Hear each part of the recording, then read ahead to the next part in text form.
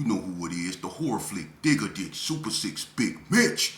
And I'm kicking in those roll 3 O's, and I'm bringing 28 one-on-ones because we Vegas sons, it's the Chronicles. And you in the Meadowlands. Yeah, you in the Meadows, man. And you already know what made me. 530. What that mean? Oh, that boy's a desert, baby. Hope a dub, scrub, 22-inch gold Dana Danes, and Big Bolo Yang, I can never sit on McClain's. Welcome to Vegas Chronicles with the whole Super 6, Mr. Digger Dish Big Mitch. And today, like any other day, y'all know what we do. We kick actual factuals with no additives and no preservatives. Just raw and uncut. Like what? Like summer sausages and crackers. Shout out to everybody that's been rocking with me. I'm back. Shout out to my audience, man. Sorry for the absence. You know, I've been going through some hardships, man. I was suffering from heat exhaustion. But, you know, I kept faith in God, man, and myself. And, I weathered the storm, man. And I'm back to bring y'all Vegas Chronicles, man, like I used to, man. Appreciate the ones that showed me love when I was down, man. It meant the world to me, you know. And now we back up kicking, you know what I mean? And let's get on with the story. Today I want to talk to y'all about something, or rather should I say someone. This is a story that I want to tell y'all. Anyone that been in the streets, you know, you have a lot of legends that come up out of Las Vegas that you might not be familiar with, you know, because this era that you see running around in Las Vegas, you know, it's a lost era, you know, because the guidance is not there. And it's not a representation of the era I come from. Even though we were doing wrong, we had some sort of structure, you know, and even though we were feuding over stupid things, you know, it was no better than what they're doing now. But we knew why we were doing it. We weren't just imitating something, you know, or trying to repeat the ruins of the past, because my era, what we bought was something that was brand new to the table. What you see going on right now is imitations. You know, people claiming something that's no longer there, or people trying to be a part of something that's no longer around, you know. But let's get into the story. I want to tell y'all a story about a legend of Las Vegas. A lot of y'all probably heard me speak on before, but I really want to talk about this because this is a story of a person that went from the streets, you know, to real redemption. And it's the story of Danny, Dangerous Dan McCoy. They call him DMC. Now, DMC grew up in Haney Circle, you know, as a kid, you know, him, Tommy, you know, his whole family, his father and stuff like that. I've been knowing Dan my whole life. You know, Dan was always a short, light-skinned, very athletic guy, you know, he can wrestle, you know. 3 of the toughest, shortest dudes in Herbert Gerson that people know of. Well, it's 4, but I'm gonna just tell you about the 4.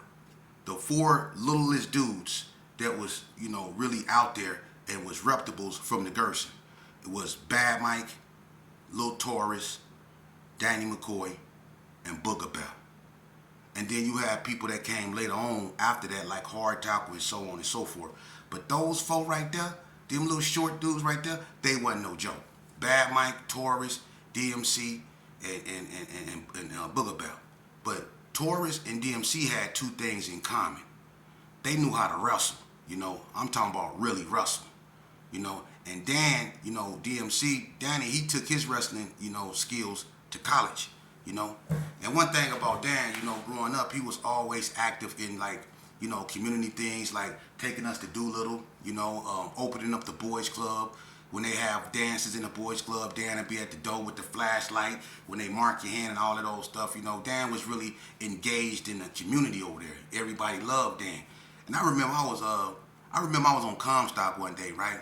And I was a little kid. He'll tell you about this. And I think I was coming from the Little Carry Arms, but I was crossing the street. And you know, my stomach was hurt real bad. I had to use the bathroom, man. And I mean, I had to do a number 2. And you know, I couldn't make it to home, you know what I mean? So by naturally, you know, I was a little kid at the time, man. I couldn't wait. It was gonna come out, or I was gonna use the bathroom on myself. So I'm gonna keep it 100 with you, man. When I got across the street and I was walking down the sidewalk, my stomach started bubbling to the point to where I couldn't take it no more.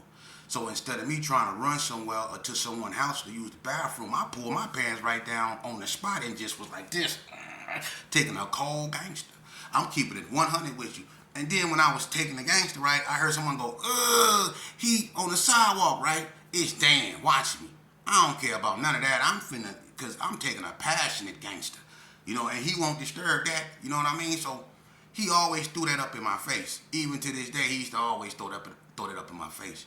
But growing up, Dan was, like I say, real love by the neighborhood. Tommy was too. Tommy with that left hand, he was on that basketball court killing them, him and Dan. But Tommy, he was left-handed, man. Tommy, he was cold with that rock. And anybody that knew Tommy McCoy, he was quiet. But Tommy boy, that left hand was like Roy Jones Jr., man. He wasn't no joke. The McCoys wasn't no joke, period. But Dan, he stood out. And I'm going to tell you something. I think what happened with Dan, I'm going to be honest with you, and it's just my opinion. I can't tell you what goes on inside another man's head, but I was around, and I was really hanging out with them, and I'm going to tell you what I think, happened with him. I think the situation with L really impacted him, because L was real love, David was a loved member of the Gerson, and I think when he was unalived, that really had an effect on Dan, and I think, he really got out there in them streets behind that, because Dan was wrestling. He could have went to the Olympics with that wrestling. But I think what happened to L, I think it led him on a point of no return. And Dan got really deep out there in them streets, man. And that's one guy, man, I could say really I watched put in work, man. And he was feared, And there was a couple situations that I was with him, and I almost got unalive. When one was with the NTGs at Stop and Shop. Me, Dan, and Tyrone Howell went up there one night, and Dan ran into J-Rat. And him and J-Rat pulled pistols on each other, and they could have, any one of them could have just, let go. And one thing about me that, I know it's something that we don't want to encourage our children to idolize, but at that time, that's what I had, as, that was raising me, the Gerson, that's all I had.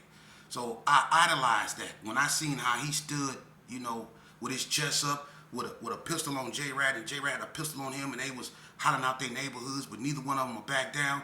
That was real gangster to me. And DMC didn't shake or nothing, He was ready for whatever. He put his life on the line that night. That could have went bad. Any one of them could have just busted, and it would have been ugly. But what happened was, J-Rat homeboy told him, man, y'all leave that alone, chill out. Because the boy Stewart, the owner of Stop and Shop, he was standing halfway out the door with a 12 gauge. And he was on DMC side. So it was going to be ugly for J-Rat because the store owner was riding with DMC.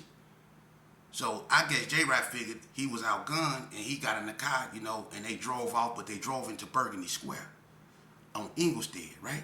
And when they drove into Burgundy Square, I jumped back in the truck thinking everything cool. But when they drove into Inglestead, you see the brake lights come on and J-Rat came out the sunroof and started blowing. They shot up DMC girl Tammy Partridge, red Toyota truck. They shot it up. And you can hear the bullets ricocheting in the back of the truck.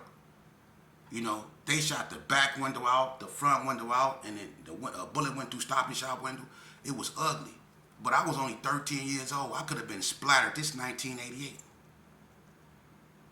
You see? And I'm out there with them, but I watched him. I was a baby with them. You didn't see no one my age hanging out with them like that. They wouldn't allow it. But since I was sheepdog son, I got a pass. So I was up close and personal. That's why I know. So, and there was another situation with Dan, and that was with Tony Swanson. And see, what Tony Swanson didn't like was when he got out the joint, he realized that the Donna Streets and the Gersons formed an alliance that was cool. And Tony wasn't with that. And I guess him and Dan got into it in Delmonico, and Tony's supposed to have, grabbed the thing and told them they had to get up out of there or whatever. Dan left, and he came back with Sonny and Cornbread. And they went back over there,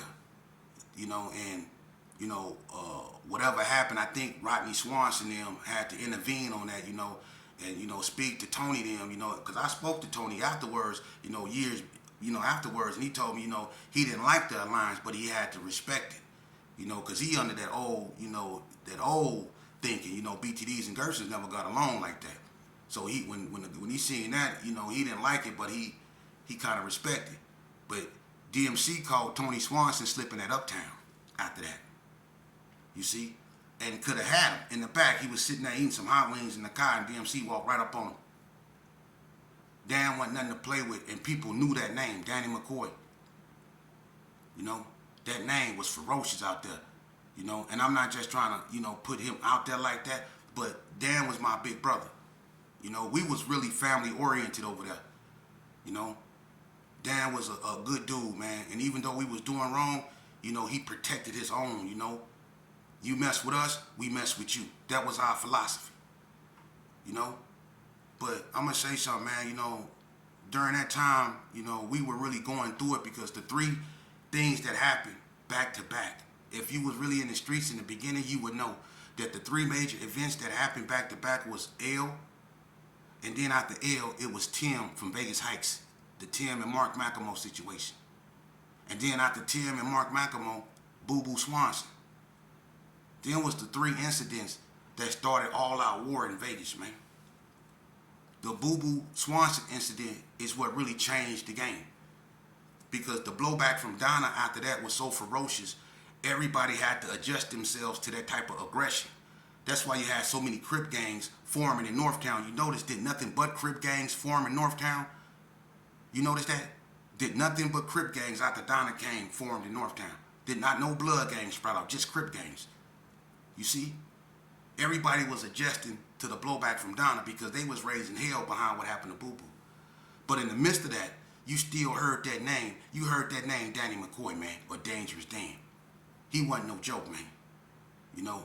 And I think what happened with Dan, man, you know, the situation, I'm not finna get into that because no need to, you know, tear scabs off old wounds. But Dan got caught up, you know, I'm not finna get into that, you know what I'm saying? And he ended up going to the joint. He served a lot of time, man. And me and Dan was up there. And when the situation happened with me and the Cali boys at NNCC, and I came back down to Indian Springs with Dan and him, he was tripping because I had got blasted. I got stabbed in the eye. So Dan was tripping, you know. But we was always like, you know, big brother, little brother, you know. I remember they had the wrestling tournament in the gym, and coach filmed it. You know, he used to bring the recorder in, and, you know, if you had, like, good basketball games and stuff in the gym, they'll record it. And you can watch it later on that night. Well, on this event, he had, like, us wrestling and stuff. And, you know, I've been down there. I was cut up. I've been on the iron. I used to wrestle, too, you know. And me and Dan, we matched up with each other, you know. And I'm thinking, oh, I got Dan. I done been on the iron. Dan been playing basketball. He done let his hair get long. He ain't the same Dan. I'm finna toss his little ass up, right? I said, I'm gonna enjoy this because he been tossing me up my whole life, throwing me on my damn head. I'm finna throw him on his head today, right? So look, we get to wrestling, and I'm so anxious to get him, right? And Dan told me before we was wrestling, he said, we just, you know, we playing or we wrestling. He wanted to know, so he wanted to be ready, you know what I mean? So I said, we just playing. I was lying. I'm finna get you, dude, right? But he was already ready. He from where I'm from. He know the game. So we started wrestling and stuff, man. And I started pushing toward him real hard, trying to get a lock on him, knowing that that's one of the, I mean, if you ever wrestle, that's one of the worst mistakes you can make is try to push your weight on another person because they gonna use your weight against you and throw you. And that's exactly what he did. He let me push and push and push toward him. Then he dropped down real fast and he threw me on my back, man. And he threw me so fast that the heels of my feet hit the mat so hard. Boom! Everybody said, "Ooh!"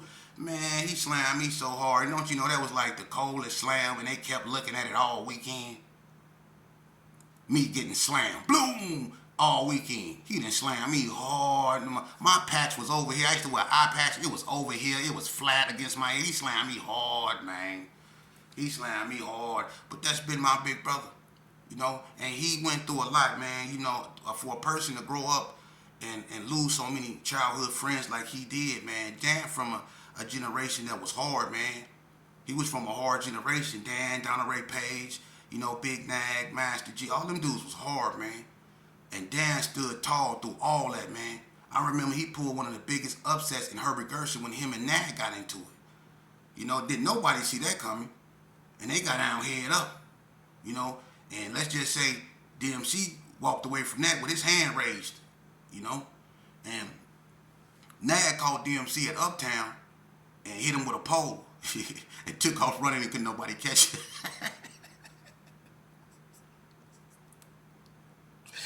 Hey, it was crazy, man. We was out there tripping, man. But Dan was a good dude. Dan is a good dude, man. But I'm going to tell you something, man.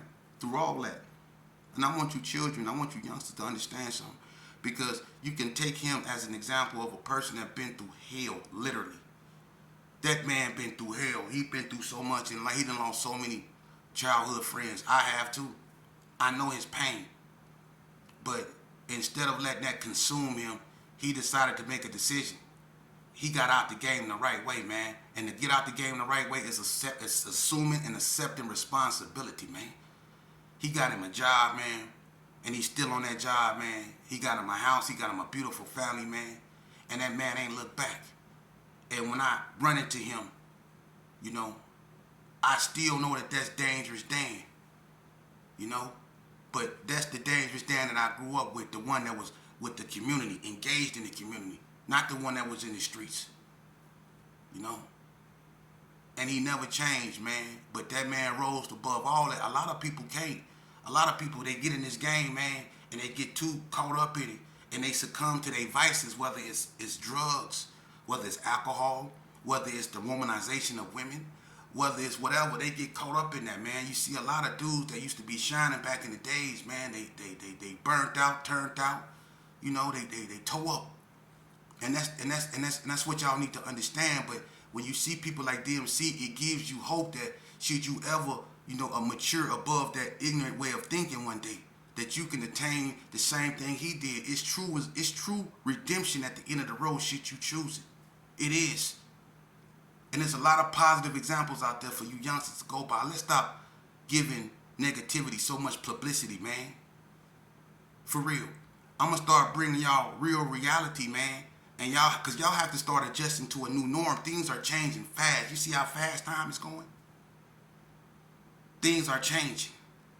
You see what's going on in the world? Y'all so caught up in the NBA finals. Y'all so caught up in all this other stuff, and y'all don't know that we on the brink of World War III, man. But that's for another time of day. You know, I wanted to talk to y'all about my partner Danny McCoy, man.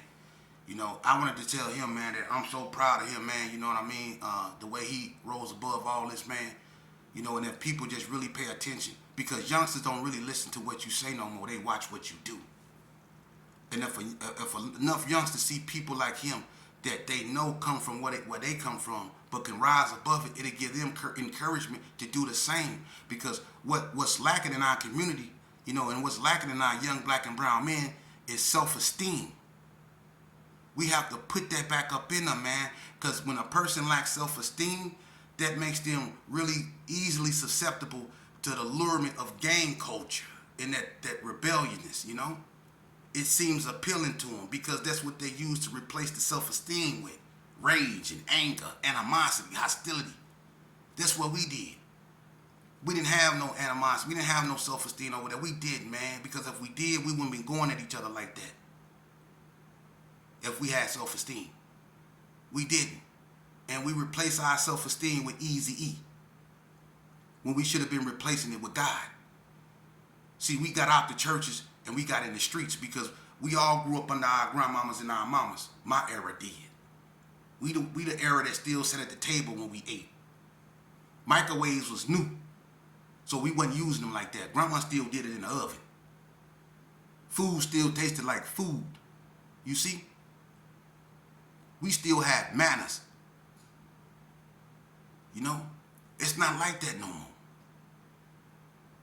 But we come from the same thing they came from, but we had a little more structure. We have to get back in sync with that, man, so our youth don't go looking for it in the streets, man. Because what they go find in the streets is the same thing I found in the streets. Despair, depression, disorientism, carelessness, negativity, hostility, everything ungodly. That's what I found in the streets. I never found nothing good. And neither will you, youngster.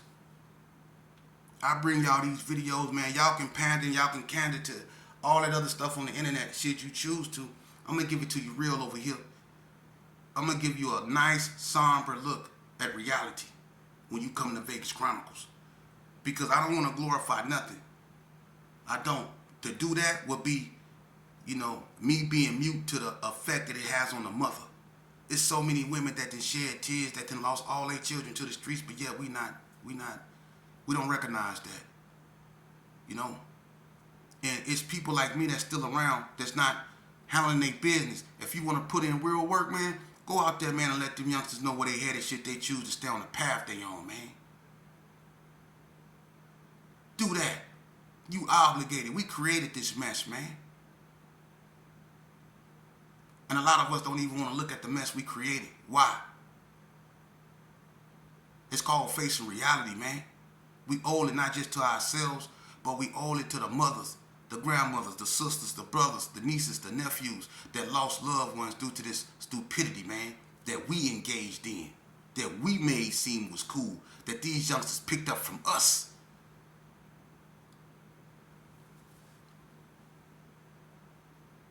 Maybe I'm just a dreamer, man. I don't know. But I know things can't stay the same. Something has to change. Y'all know? And it's going to be a tough road ahead. I'm not saying it's going to be easy.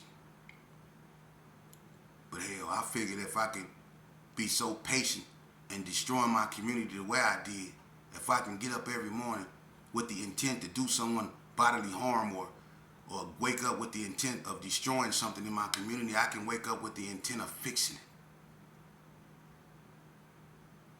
I feel that's how I right my wrongs. That's why God left me here. So to you youngsters out there, stay in school, man. Get away from them crowds. Be an independent thinker, man. It's not about being tough, it's about being smart. Smart people live longer than tough people. Don't you ever forget that. Y'all tune in tomorrow when we get back on track with Vegas Chronicles with Hubba Dub. You know what it is, scrub. Vegas Chronicles, Big Mitch, Super 6, dig a ditch.